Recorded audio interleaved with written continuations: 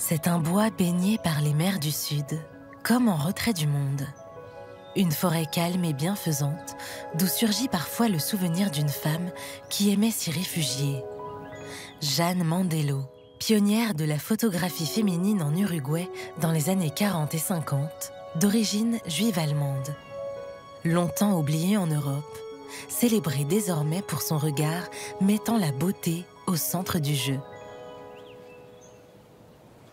Mandelo a trouvé la paix en Uruguay. Elle a aussi eu l'intuition que ce paysage devait être conservé, c'est-à-dire que ce paysage était précieux et qu'il devait être photographié et partagé avec les autres. Le paysage d'une résurrection aussi. Venue trouver refuge en Uruguay, aux côtés de son mari pour échapper à la furie nazie, elle doit laisser derrière elle une première vie effervescente, l'ayant vue participer à l'aventure de la photographie moderne allemande entre mouvement Bauhaus et nouvelle objectivité. Et une seconde passée à Paris comme photographe d'accessoires de mode des plus grands, Chanel et Balenciaga. Elle va se reconstruire ici entre 1941 et 1953, réinventant son art et renouvelant son regard, dans cet Uruguay où le bonheur et l'espérance finissent toujours par l'emporter.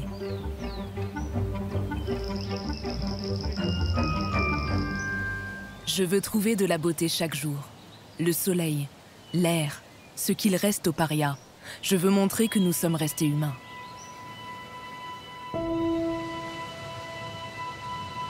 C'est pétri de ces états d'âme que débarquent Jeanne Mandelo et son époux le 15 juillet 1941 sur le port de Montevideo, la capitale uruguayenne baignée par le Rio de la Plata. Une assignation du hasard après être monté sur le premier bateau disponible pour échapper à une déportation probable. Derrière nous, il y a le bâtiment des douanes de Montevideo. Ils sont arrivés ici en plein hiver. Juillet et août sont les mois les plus froids en Uruguay. C'était une surprise pour ceux qui débarquaient. La plupart arrivaient surtout avec des vêtements d'été, plutôt que d'hiver. Un froid d'autant plus mordant qu'au terme du voyage, Jeanne ne pèse que 40 kilos. Elle a vu nombre de ses compagnons périr lors de la traversée et sait que l'essentiel de son travail a été perdu, détruit par les nazis.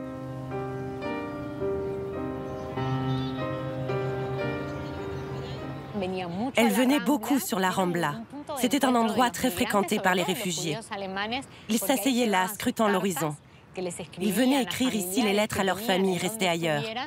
C'était l'occasion d'échanger entre eux aussi. Tous ont ce même regard posé par-delà l'océan. La jeune femme n'a même pas d'appareil photo. Elle doit s'en faire prêter un pour capturer ses premiers instants. Ces photos, au début, ne transmettent pas trop de vie et de joie. Elles ne photographient pas les gens qui arrivent au port, qui descendent du bateau comme n'importe qui d'autre l'aurait probablement fait. Elles montrent la solitude de quelqu'un qui arrive dans un pays inconnu. C'est l'art d'une femme déracinée.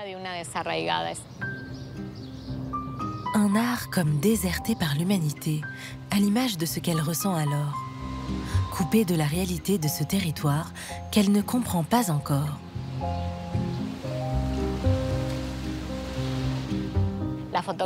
Elle photographiait aussi les lumières de la nuit, une fois que les gens sont partis. Elle laisse s'exprimer une certaine nostalgie.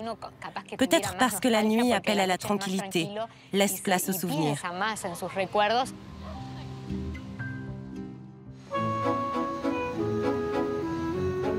En arpentant la ville, notamment les quartiers huppés de Pocitos et Carrasco, la jeune femme a le loisir d'observer qu'au-delà des ressemblances physiques avec certaines villes de la côte française ou espagnole, Montevideo et elle partagent un même sentiment, le souvenir de l'exil.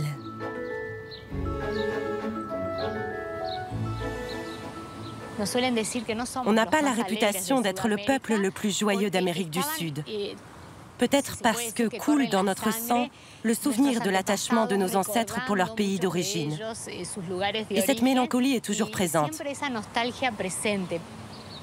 Nous avons toujours regardé vers l'Europe, et plus spécifiquement vers la France. Le français, c'était la langue de l'élite. Il faisait venir des institutrices, des gouvernantes qui donnaient des cours aux enfants de la bourgeoisie pour qu'ils sachent parler français. Forte de cette langue française qu'elle maîtrise, Jeanne Mandelo décroche ses premières commandes et profite à plein du sens de l'entraide des Uruguayens, ce peuple de migrants qui valorise la solidarité. Je n'ai pas rencontré de personnes plus aimables que les Uruguayens. Tout le monde voulait nous aider. Pour les Uruguayens, nous étions intéressants. Nous venions d'Europe, nous avions échappé à la guerre. Nous avions beaucoup de choses à raconter. Les classes supérieures de la ville avaient l'habitude de venir danser ici. Jeanne Mandelo était invitée aussi dans cet hôtel, et d'autres comme celui du Parc Rodó. Elle venait photographier les bals de gala. Elle se rendait dans tous les endroits chics de la ville, le club uruguayen, le jockey club, tous ces endroits fréquentés par les élites. Et rapidement, le travail de Jeanne Mandelo se détache. On lui passait commande de portraits parce qu'elle avait un style très personnel. Avec elle, les gens n'avaient pas l'air aussi rigides que dans les portraits des autres studios de l'époque. Son travail tranchait avec celui que pratiquaient les autres photographes du pays. Des commandes bienvenues. Sans assise financière, l'artiste accepte toutes sortes de missions. L'une d'elles l'amène à un peu plus d'une centaine de kilomètres à l'est de la capitale. Dans la chic station balnéaire de Punta del Este, tous les artistes, les intellectuels, la haute société viennent y passer leurs étés.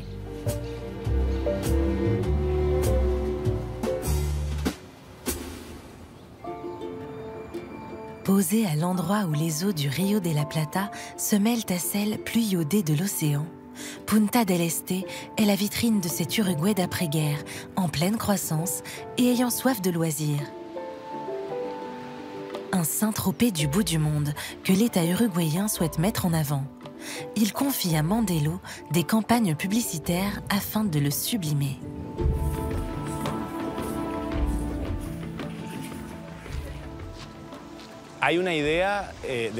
Il y a une volonté de promouvoir le tourisme à travers ces photographies de manière très idéalisée et très pensée. Il y a une mise en scène dans ces unes de magazines, dans ces autres photographies vintage, qui vendent l'idée d'un Punta del Este heureux et d'une côte heureuse, où l'on peut profiter en famille, avec toujours une forte présence de la nature. Elle a photographié les modèles de l'époque sous un jour très cinématographique, à la Marilyn, qu'elle restitue de manière très particulière à travers la couleur.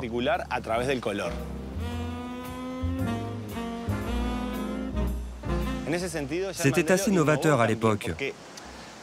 Beaucoup de photographes ne voulaient pas utiliser la photographie couleur, parce qu'elle n'était pas considérée comme assez artistique. À Punta del Este, Jeanne Mandelo fréquente la communauté des artistes de l'époque. Une vie de fête et de bohème. Mais les fêlures du passé ne sont jamais loin. Régulièrement, la jeune femme sent le besoin de s'isoler, de se couper de ce monde si prompt à s'enflammer. Un lieu lui sert de refuge, l'Arboretum Lucic, un jardin botanique mêlant espèces locales et plantes venues d'ailleurs. L'artiste donne son interprétation du paysage dans ces bois où règne la solitude, avec des compositions très primaires, où elle incorpore la lumière, joue sur les ombres, comme un espace propice à la réflexion. Il y a dans la photographie de Jeanne Mandelo un rapport primitif au paysage, comme si elle était à la recherche de ces éléments naturels que n'aurait pas touché la main de l'homme, sans que l'on perçoive cette civilisation en train d'avancer. Une introspection nécessaire à la jeune femme. Contrairement à ses commandes publicitaires en couleur, elle peut ici expérimenter des approches plus personnelles et jouer avec toutes les nuances du noir et blanc. L'idée n'est pas d'être fidèle au paysage, mais d'exprimer sa propre voix, de trouver un paysage qui soit en adéquation avec la photographie européenne du début du XXe siècle. Il y a un rapport évident avec les photographes surréalistes ou avec le dadaïsme, une volonté de trouver un nouveau langage, de faire un art différent.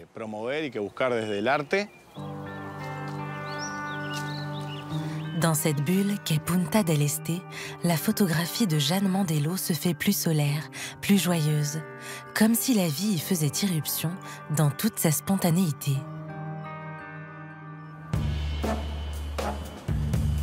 Tandis qu'elle demande la nationalité uruguayenne, elle rentre vers Montevideo pour y poser un regard renouvelé, avec la volonté d'y mener un travail artistique centré sur son obsession pour l'architecture.